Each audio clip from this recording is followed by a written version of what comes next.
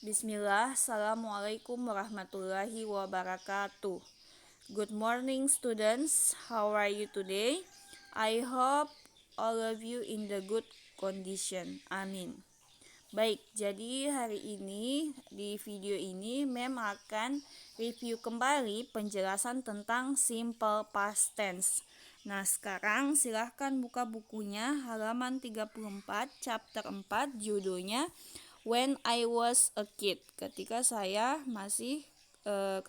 kecil atau ketika saya anak-anak. Baik, langsung saja kita masuk ke penjelasan bagian A, my childhood, masa kecilku atau masa kanak-kanakku. Nah, di bagian A ini tersedia, bisa kita lihat di situ ada sebuah paragraf ya. Nah, kita baca dulu terlebih dahulu. When I was 10 years old, I was very naughty. I often disturbed girls. I pulled their long hair. I hid their school bags. One of their parents got angry at me and reported me to my teacher. My parents were invited to school to clear the problem. Now I'm a good boy. I respect girls. I don't tease them. Nah, di sini dia katakan, ketika saya umur 10 tahun, saya sangat nakal. Saya sering mengganggu perempuan atau gadis-gadis ya. I pulled their long hair. Saya menarik rambut mereka.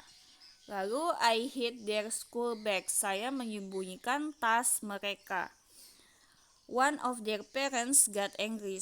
Salah satu dari orang tua mereka marah kepada saya dan melaporkan saya ke guruku.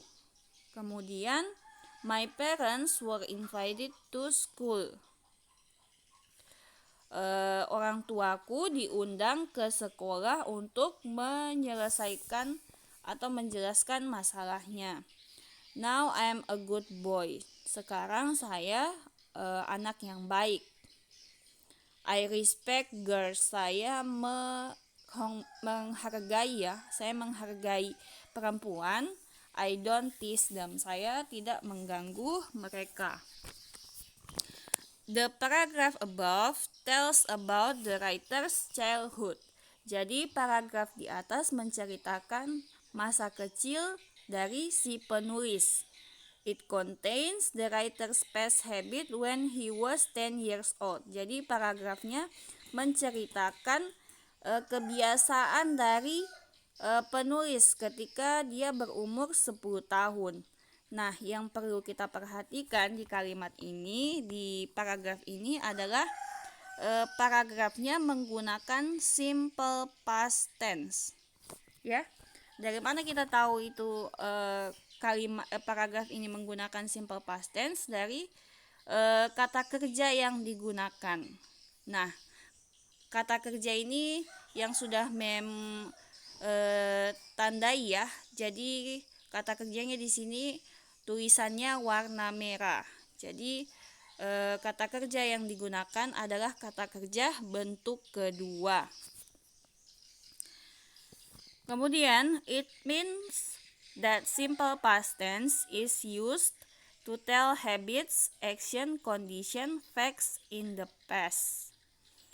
Jadi simple past tense digunakan untuk menceritakan kebiasaan, action, aktivitas atau aksi, kondisi, lalu facts, fakta di masa lalu atau yang sudah lewat, seperti itu ya.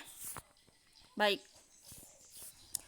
jadi sudah berulang-ulang Mem katakan ada namanya regular verbs dan irregular verbs. Nah, yang tersedia di sini hanya irregular verbs. Jadi kalau irregular verbs adalah kata kerja yang tidak beraturan. Nah, poin pentingnya yang perlu kita perhatikan yaitu penggunaan simple past tense menggunakan kata kerja bentuk kedua. Ini ya. Ini yang melingkar ini. Kemudian ini juga. Contohnya dari kata berenang. Nah, bentuk presentnya verb one-nya swim. Kemudian bentuk keduanya swam. Nah, ini yang kita gunakan. Kemudian bentuk ketiganya swum. Tapi ini tidak perlu kita perhatikan ini, yang perlu kita perhatikan ini dan ini. Nah, yang poin paling penting karena ini hanya digunakan untuk kalimat negatif dan interrogatif. Kalimat positifnya menggunakan ini ya. Kalimat kata kerja bentuk kedua. Swam. Misalnya kalau kata berenang, ini yang kita gunakan swam. Begitu juga dengan yang lainnya. Nah, begitu juga dengan regular verb atau kata kerja yang beraturan. Bedanya hanya kalau regular verb kata kerja bentuk keduanya ditambahkan ed di belakangnya. Sedangkan kalau irregular verb tidak menentu. Seperti itu. Baik, sekarang kita masuk ke pola kalimatnya. Jadi seperti penjelasan minggu lalu, kalau kalian perhatikan yang Mem kirimkan video, jadi ada bentuk verbal dan nominal ya untuk simple past tense. Nah, kita masuk dulu ke yang pertama.